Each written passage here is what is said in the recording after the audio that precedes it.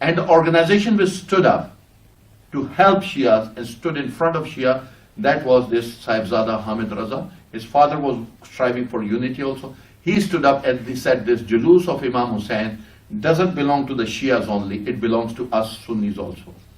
We have got the same respect as the Shias have. 12th Rabiul Awwal Julus and these Julus both will continue. And we will join the Shias in their Arba'in Julus, in the Chelum Julus.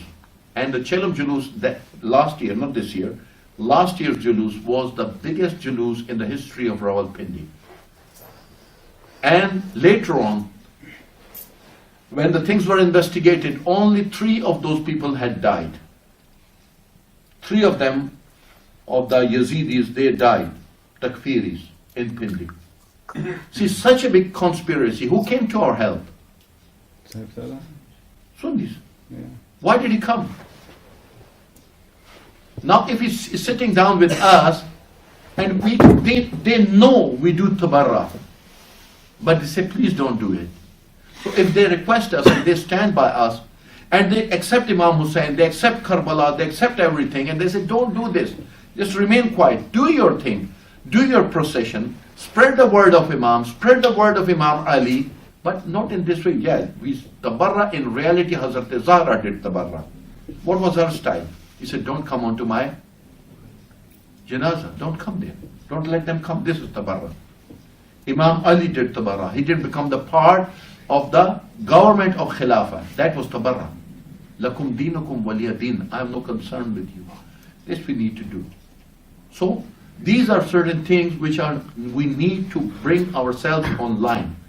This tabarra that we do, Plane Pilana Beshumar, this was what Muawiyah started. After the prayers, they used to stand up. And Na'uzubillah min zalik on Hazrat Amirul Mu'mineen, they used to do in the same style with the words. Tabarra is an action of practical action. We don't have any concern with you. And if we are doing to that extent, today you do tabarra, and tomorrow you say to any Sunni, Assalamu alaikum, is it a contradiction, yes or no? Yes.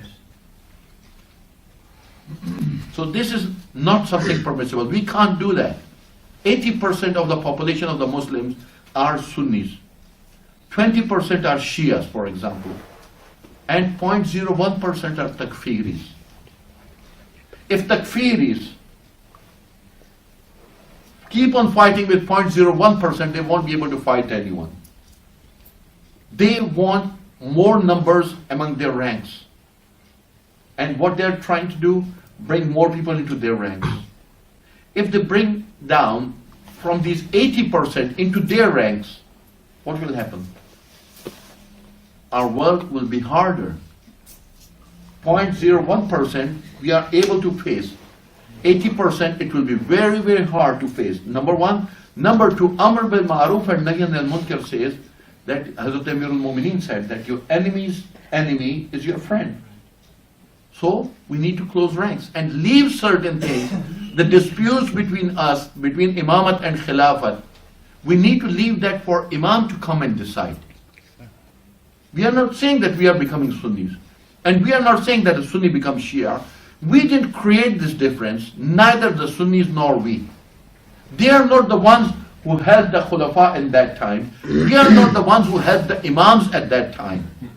So we have come after 1400 years. We can say, okay, we are on brink of coming back of Imam Zaman. Why not postpone this thing till the Imam comes, let him decide, and we'll accept whatever he decides then. The revenge of Karbala will be taken by whom? Imam Zaman. Not a single Imam stood up that I will take the revenge of Karbala. It's for the last Imam and he will take the revenge. So that was something that we needed to discuss, that this time, whatever is going on, we are getting onto the brink of coming back of Imam. It can happen in one day, it can happen in 1 year, it might take 10 years, 20 years, 50 years, 70 years. But it doesn't depend on the death of King Abdullah of Saudi Arabia. It depends on our preparation. When we are ready, Imam will come. Because when we deserve, justice of Allah compels Allah that He should send the Imam to us. Allah doesn't leave the world without an Imam. Only and only reason Imam is not among us is because we are not prepared to be with Imam and the supporters of Imam. Any questions from your side? I think we've... Molana Sahib, the soul that you said once we die, the soul will come to an understanding what's right and what's wrong. So has soul got this ability to be inclined toward negative thing, or is it our mind? Soul itself. You know, before the death, the soul has got the inclination. Is it, sorry Molana Sahib, is it the nafs or soul? Is it, what is this thing? Inshallah, we'll discuss that one day. I'll prepare that properly so that we understand. Nafs is, we say soul, it's linked to the soul.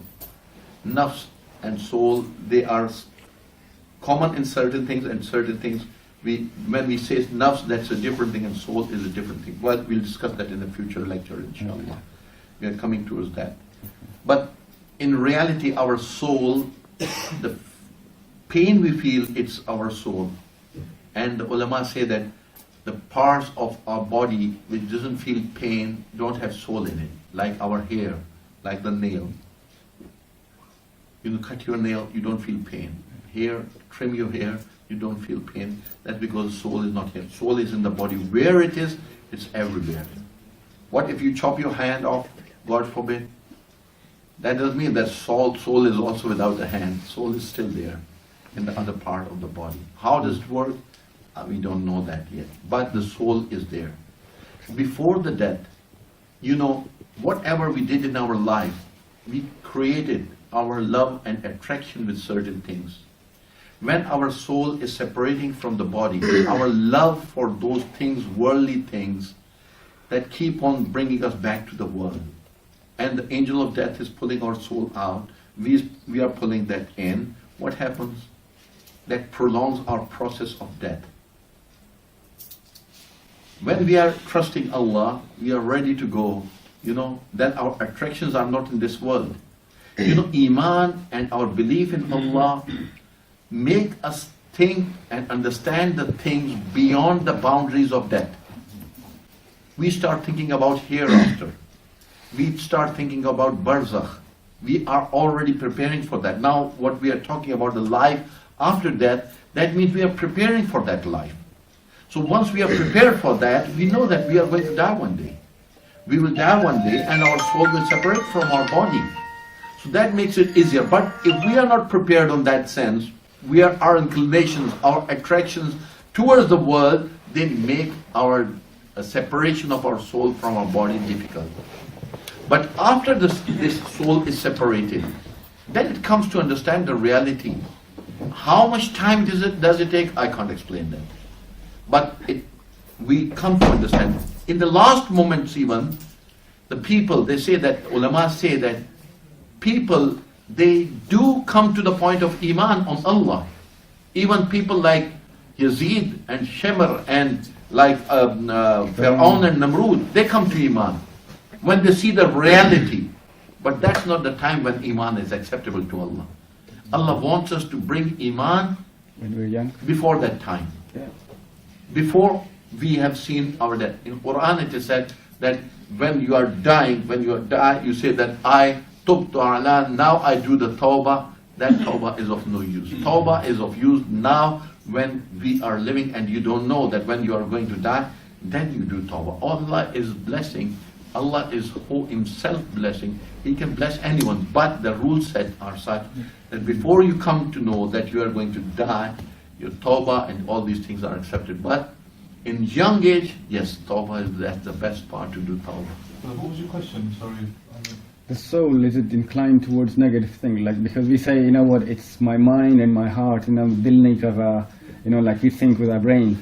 But is the soul completely neutral in our body? Not in our body, in this world. Yes, in this depends world. on us.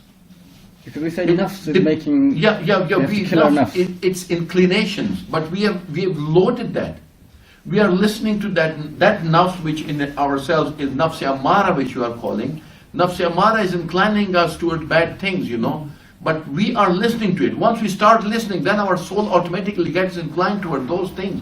It forgets the reality of the things. So it's good and bad. Yeah. So it's the fight between the nafs and the soul. I'm here in the between, and right thing, there's inside me something which tells me what's right, do the right thing.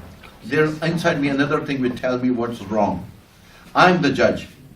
I listen to the one who is saying, do this right thing, which is right. I do that. I've made this right side stronger. Next time I do, listen to it. A time comes when the bad one won't be able to incline me towards the bad things. That's the level of piety. This is the level of piety, how we get pious. On the other hand, the bad one comes and convinces me, and I start doing the bad thing. I'm making the bad one stronger. And it becomes strong, like Imam Sadiq ﷺ in one of the riwayat, he says, when a person commits a sin, a black spot appears on his heart. If he repents, that's washed. With tawbah, that's washed. But if he doesn't do tawbah, or he repeats the same sin or other sins, that spot becomes bigger and bigger, and whole of his heart or mind, we can say, turns dark, black. In that situation, you start convincing him, he won't get convinced. You start saying to him something he won't accept. He won't accept the right, the being that's giving me the right signals and to do the right things, that doesn't act, because this is gone. So one was when we become pious, totally. Piety is building up like vaccination. What does vaccination do? We put an injection into our body, and what does that do? That builds immune system around us. So the good one builds an immune system, and the bad one builds an immune system. The bad immune protects us from the good things. We never do good things, And the good one, immune system, that protects us from sins and bad things. Okay. One more question, Yes. sorry. It's irrelevant to this topic, but what are Mushtahids say in this day and age about Zanjeer Zani on Ashura Day? Is it haram, halal? If smoking is haram, anything else like this? Zanjeer Zani in itself is not something from among the wajibat of our deen. It's a custom. It's a cultural thing that has started. Yeah, but most Sunnis have got this big objection where we cannot answer them. What is this thing? It's not written anywhere. None of the imams done it. It's very cultural in Pakistan. It is cultural, and it has become so much. In our religion, we have got two things. One is the culture, and one is religion. There are two circles, and something overlaps. This is a cultural thing. It's not something like prayers, fasting, Hajj, Zakat, or this. Azadari is important. Matam is a different thing. Just having tears in your eyes or rolling them down is azadari. This is azad. Putting hand on yourself and beating your chest is azad. Somebody might be standing in the corner, just concentrating, and you never know where his mind is. In Islam, it is said that concentrating is the most beautiful ibadah that a person does on about himself, about the Creator, and about everything. Somebody might be doing some in any way. Everybody has got his own way. But the history of this Zanjeer Zani, what I have come through and I have understood, people used to beat themselves with chains only. They were chains. Like in Iran, they do it even today. Yeah. Here also some people were doing with the chains on their back. And that used to continue. In a parachinar, for example, this Zanjeer Zani with these blades, it's not done for a while that you stand up there and do it for 15, 20 minutes or half an hour. No. They continue it from morning till evening, Small blades, they do it from morning till evening, and they come with the noha, up and down. They don't do like this and hitting themselves. They do it like all the chains go up and down with the noha. Like we do in the matam with the beat. Similarly, they do it with the beat of the noha, that with these blades, and they continue. But previously, that was with chains only, and they used to continue it from morning till evening. So what used to happen that the blood used to get clotted under the skin, and that used to hurt the person for days. So after that, what they started doing, that they used to do that, and in the end, they used to have small blades, and they used to hit them with that so that the cuts let that blood flow out. So those chains vanished away, and those small blades, they turned into something big, which people, when they see, they're scared of, even. They are curved, they are made in different angles. So this is not something which is the face of the Shia faith. This is not something which is the face of Shia faith. Shia faith, like for example, say you ask someone, what is Shia faith? They will say, the one who beat themselves with the blades, number one, and number two, bring out the Zuljana or the horse. These two are not. The teachings of Ahlul Bayt are the educational teachings of ilm. Adam was proved superior than the angels because of his knowledge and wisdom. Hazrat Amir al-Mu'mineen, his claim to the imamat is because of he was the top in knowledge and wisdom.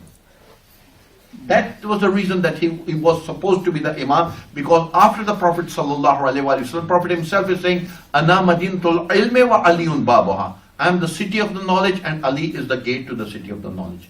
So this happened there. But culturally, this Zanjir Zani has become a part of the traditions, although it's a tradition and custom, but it has become a part of the religion. To an extent that a very vast majority perform it without understanding that this is a part of religion. They do it in the religious sense. Then some of our ulama and some of the zakirs, just to please them, they told them that this is the wajib ibadat. Yes, keeping the name of Imam Hussain and Karbala alive is wajib ibadat. Because if the name of Imam Hussain would have died with Imam Hussain ﷺ, then the truth and rightfulness would have no place in history and Islam would automatically have died. Keeping the name of Imam Hussain and Karbala alive is ibadat. And because with this action, we keep the name of Imam Hussain alive, so they consider this as ibadat. And they just turn these things. But this has become the part of the culture. Stopping that, if we just concentrate in the present era, when Islam and the Shia faith is being attacked, because Shia faith is flourishing and coming up, the real Shia faith. So people are inculcating divisions among the Shias. So at this moment, if we start concentrating on totally just to stop this and not do this or not, that will create a chaos. In my opinion, the best thing is, if somebody is doing, I personally used to do that before, but when I came to understand that we are not supposed to do it, or if there's a better way to commemorate Imam Hussain, I am not doing it. But if somebody is doing that and he is hell-bent to do that, we don't need to tell him not to do it. We are just to say Amr bil Ma'ruf and Nahy anil Munkar. We need to convince others not to do this and do this. That's it. If he's listening to me. If he doesn't want to listen to me and he will keep on doing, whether I tell him or everyone tell, let's wait for the Imam to come then. Because it stops them from reading Namaz for weeks. Sorry? It stops them from reading Namaz It's for there, weeks. Allah has, people don't accept Allah. What we do to them? Yeah. What we do to them? Nothing. Yeah. People believe in Allah, they don't listen, they don't believe in the prophets. What we do to them? People listen to Allah, people listen to the prophets, people don't listen to the last prophet. We don't do anything. People listen to Allah, people listen to the prophets, people listen to the last messenger, people don't listen to imams. People listen to Allah, people listen to the messengers, people listen to the last prophet, people listen to all the imams, people listen to the mujtahid, they don't listen to one of the fatwa of the mujtahid. So what you can do? It's all, what you can convince me is tell me what's right and what's wrong. After that, I have to make a decision. Islam is not enforced by me. Imam is there, and Islamic system is there of the Imam. He might be able to enforce that, but not me and you. I have not been authorized. The only thing that we can do is convince others with brotherhood, with telling them about the truth, with logic, with rationality, that's it. If somebody is not doing that, I don't think that we should totally discard these people that, oh, we are not going to talk to you or get away with that. A time will come they will understand the logic. And especially in these countries, we concentrate from the other side. It's very important that convincing with knowledge, with wisdom, we are having this session just because of that.